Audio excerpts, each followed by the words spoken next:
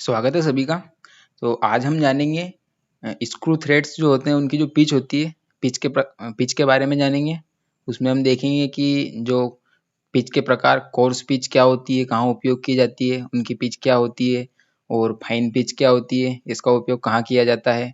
तो ये दोनों पिचों की जो स्टैंडर्ड जो मेजरमेंट्स है वो जानेंगे हम इस वीडियो के माध्यम से। तो चलिए शुरुआत करते हैं, पिच से स्टार्ट करते हैं। पिच क्या होती है? देखो, हम सभी जैसे पिछले वीडियो में भी हम चर्चा कर चुके हैं। पिच क्या होती है? दो थ्रेडों के बीच की जो दूरी होती है वो क्या कहलाती है? पिच कहलाती है ना। और आज हम जो बात कर रहे हैं ये है मीट्रिक थ्रेड। ठीक है। तो मीट्रिक थ्रेड में जो पिच है, पिच को कैसे लिखा जाता है, मतलब थ्रेड की डायमेंशंस को कैसे दर्शाया जाता है? एम वर्ड से दर्शाया जाता है। ठीक है। कैपिटल एम होता है, उसके बाद क्या लिखा जाता है? मेजर डायमीटर, और इंटू करके क्या लिखा जाता है? पिच लिखा जाता है। ठीक है। तो M10 की जो स्टैंडर्ड मान लो 1.5 है। तो ये जो पिच है ये क्या लिखें, किस थ्रेड की क्या होती है, M1 से लेके हम 30 तक चर्चा करेंगे। दो कंडीशन होती है। देखो, अब हम देखते हैं इसे, पिच क्या होती है। तो ये जैसे आप चार्ट देख रहे हैं, तो ये पिच कौन सी है? Course pitch. तो हमें एक बात ध्यान रखना है कि जहाँ पर जैसे ये M1, M क्या है? M है हमारा, M मतलब मीट्रिक। तो कौन सा थ्रेड है ये? मीट्रिक थ्रेड है, मतलब MM वाला थ्रेड है। ठीक है। और 1 क्या है? थ्रेड का मेजर डाया। ठीक है। थ्रेड का क्या होगा? ये मेजर डाया। तो थ्रेड का मेजर डाया मतलब बाहरी व्यास। तो जैसे ये थ्रेड है मान लो, तो ये जो M10 है ये क्या दर्शा रहा है हमारा? ये दर्शा रहा है, ये मेजर डाया, ये मान लो कि 1। ठीक है, फर्स्ट के लिए 1। तो ये क्या होगा? ये हमारा है मेजर डाया, ये हमारा सेकंड वर्ड दर्शाता है। ठीक है। इसके बाद इनटू, उसके बाद जो थर्ड रहता है वो क्या होती है? पिच मतलब ये यहाँ से यहाँ तक की दूरी। तो देखो, कहीं कहीं क्या देखा जाता है कि जो पिच है ये दिखा मतलब लिखी नहीं जाती है। तो जहां पर भी आपको कहीं पर ऐसा हो जहां पिच न लिखी हो, तो वहां पर हमें क्या यूज करना है? कोर्स पिच यूज करना है। ठीक है। ये एक स्टैंडर्ड है, कोर्स पिच। तो यही पिच हमें कहाँ यूज करना है? जहां पर पिच इंडिकेट नहीं की हो। जैसे कि मान लो M8 लिखा हुआ है, उसके आगे ब्लैंक है, तो हमें क्या गेस करना है क्या होगा उसमें? तो हम देख लेते हैं। M8 में अगर कोई इंडिकेशन नहीं है तो M8 इंटू 1.25 उसकी हम क्या रखेंगे? स्टैंडर्ड पिच रखेंगे। अगर कुछ लिखा हो उसके आगे तो हमें उसी को फॉलो करना है। जैसे कि मान लो M8 इंटू 1 लिखा है तो हमें 1 को ही फॉलो करना है, उसमें हमें कोई चेंजेस नहीं करना है। चेंजेस कब करना है हमें? जब उसमें M8 और आगे कुछ ना लिखा हो तो हम क्या करेंगे?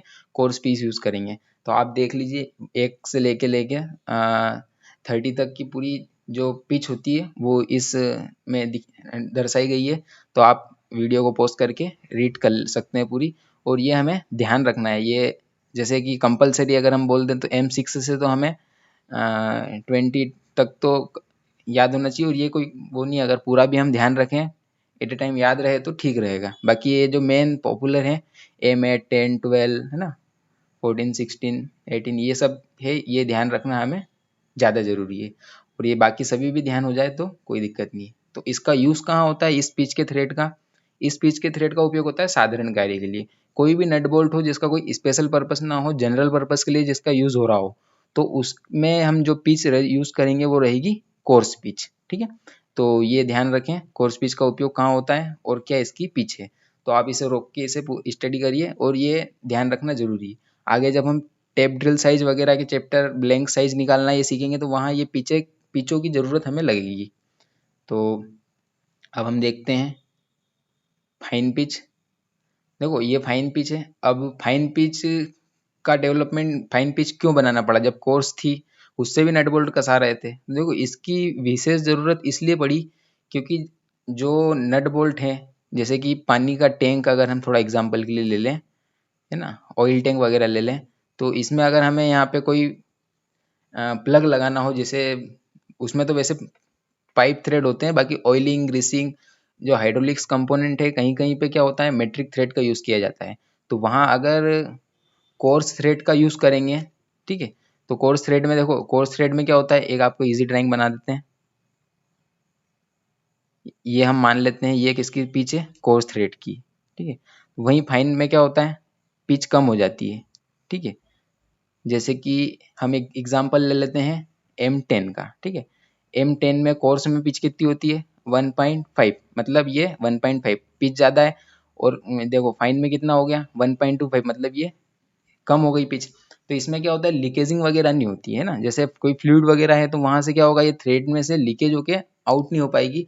और इसका सेकंड बेनिफिट हमारा है कि इसमें लीकेजिंग, सॉरी, अपना वाइब्रेट के कारण नेट बोल्ट खुलने के चांसेस बहुत कम हो जाते हैं, ठीक है। जहाँ वाइब्रेशन बहुत ज़्यादा हो तो वहाँ भी अक्सर फाइन पिच का यूज़ किया जाता है ना। तो ये हमें ध्यान रखना है। तो फाइन पिच का यूज़ एक तो लीकेजिंग वगैरह रोकने के लिए, और एक जहाँ वाइब्रेशन अधिक हो वहाँ उसका यूज़ किया जाता है। तो ये हमारा देखो हो चुका है कोर्स पिच और फाइन पिच के बारे में, और मीट्रिक सिस्टम के बारे में हमने जाना है। अब आने वाली क्लास में हम देखेंगे और ब्रिटिश सिस्टम जो इंचेस सिस्टम में पिचों का क्या कैलकुलेशन होता है, कौन सी पिच उसमें थ्रेड पर इंच चलता है, तो वो हम सारी बातें जानेंगे, ठीक है। तो अब आज का ये जो हमारा टॉपिक है कोर्स पिच और फाइन पिच यहीं समाप्त करते हैं। अगर इसमें कोई आपको डाउट हो तो आप पूछ सकते हैं, और अगर आपको कोई और जानकारी चाहिए हो तो आप कमेंट करके भी बताएंगे, तो हम उसके बारे में जानकारी प्रदान करेंगे, ठीक है। तो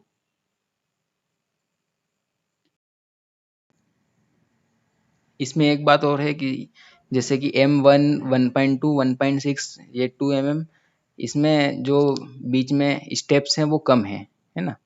और जो कोर्स पिच है उसमें स्टेप्स थोड़ी ज़्यादा है, इसलिए देखो M13 तक 30 तक यहाँ पे स्टेप्स ज़्यादा हो गई, थ्रेड भी ज़्यादा हो गई है संख्या।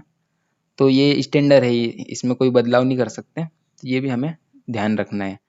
तो अब देखो इसी के साथ आज का वीडियो हमारा यहीं समाप्त होता है।